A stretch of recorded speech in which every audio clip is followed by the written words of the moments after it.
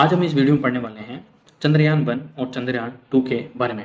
तो चंद्रयान से आपको पता लगी होगा कि भारत का चंद्रमा की स्टडी के लिए यानी कि उसके ऊपर रिसर्च करने के लिए जो अभियान भेजे गए उनको चंद्रयान नाम दिया गया। अब चंद्रयान 1 कब भेजा गया, चंद्रयान 2 कब भेजा गया और चंद्रयान 3 भविष्य में कब भेजा जाएगा, वो हम इस वीडियो में देखने वाले हैं। तो चलिए शुरू करते हैं। शुरू करने से पहले अगर आपको वीडियो पसंद आए तो प्लीज़ वीडियो को लाइक करें, शेयर करें और चैनल को सब्सक्राइब जरूर करें। तो चलिए शुरू करते हैं। चंद्रयान 1 यानी चंद्रयान 1 2009 में भेजा गया था और चंद्रयान 2 भेजा गया था 2019 के अंदर, जब बीजेपी का सेकंड टर्म चालू हो चुका था और 2019 का चुनाव बीजेपी जीत चुकी थी 2014 से भी ज़्यादा सीटों के साथ। तो अब 2024 में देखते हैं क्या होता है, लेकिन अपन को उससे मतलब नहीं है, अपन तो अपनी पढ़ाई पर ध्यान देते हैं। सबसे पहले अपने उद्देश्य देखेंगे कि चंद्रयान 1 का उद्देश्य क्या था और चंद्रयान 2 का उद्देश्य क्या था। तो चंद्रयान 1 का उद्देश्य जो कि 2019 में भेजा गया था, खनिज और रासायनिक तत्वों के वितरण का पता लगाने के लिए चंद्रमा की संपूर्ण सतह का रासायनिक और खनिजीय मानचित्रण करना था, यानी कि मैप तैयार करना था। चंद्रमा पर अपने निकट और दूर दोनों भागों का त्रिमिमीय यानी कि 3 डायमेंशनल एटलस तैयार करना था। अब एटलस से तो आप समझ ही गए होंगे कि मैप तैयार करना था रासायनिक और खनिजीय मानचित्रों का, ठीक है। और चंद्रयान 2 का जो कि 2019 के अंदर भेजा गया था, इसका उद्देश्य था चंद्रमा की सतह पर सॉफ्ट लैंडिंग की क्षमता को प्रदर्शित करना, साथ ही में इसकी सतह पर एक रोबोटिक रोवर का संचालन करना, ठीक है। तो आई होप आपको उद्देश्य क्लियर हो चुका होगा चंद्रयान 1 और चंद्रयान 2 का। नेक्स्ट है मॉड्यूल। तो क्या मॉड्यूल था चंद्रयान 1 का? इस मिशन के तहत केवल ऑर्बिटर शामिल था तथा इसमें चंद्रमा की सतह से 100 किलोमीटर ऊपर सफलतापूर्वक स्थापित किया गया था। तो ये सफल रहा था चंद्रयान 1, जो कि 2009 में भेजा गया था।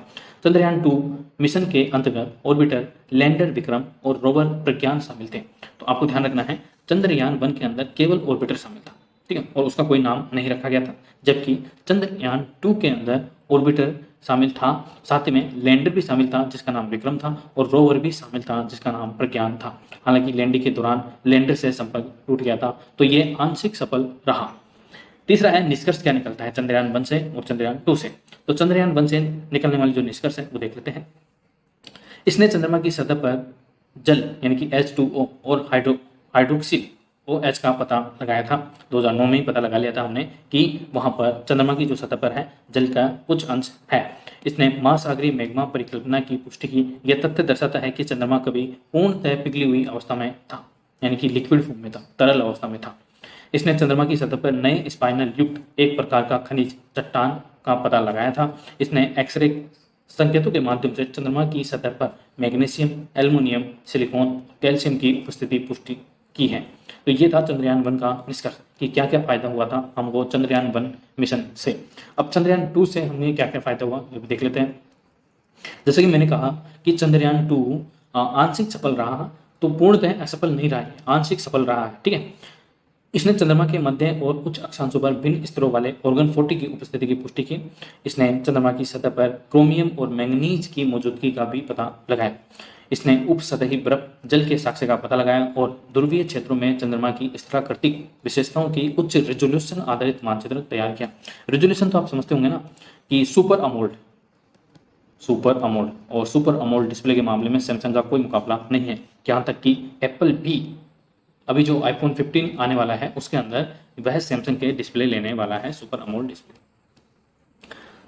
तो सुपर अमोल्ड का मतलब उसका रेजोल्यूशन सबसे ज़्यादा होता है। अभी वर्तमान में तो सुपर अमोल्ड का ही रेजोल्यूशन सबसे ज़्यादा होता है।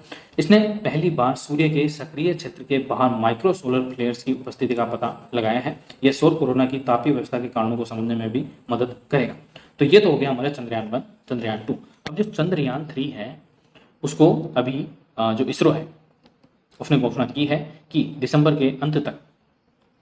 तक चंद्रयान 3 लॉन्च करने का अनुमान है। अगर कोरोना काल नहीं होता तो अब तक लॉन्च कर भी दिया होता। तो आई होप आपको समझ में आ गया होगा, ठीक है। तो वीडियो अगर पसंद आया प्लीज़ वीडियो को लाइक करें, शेयर करें और चैनल को सब्सक्राइब जरूर करें। Thank you.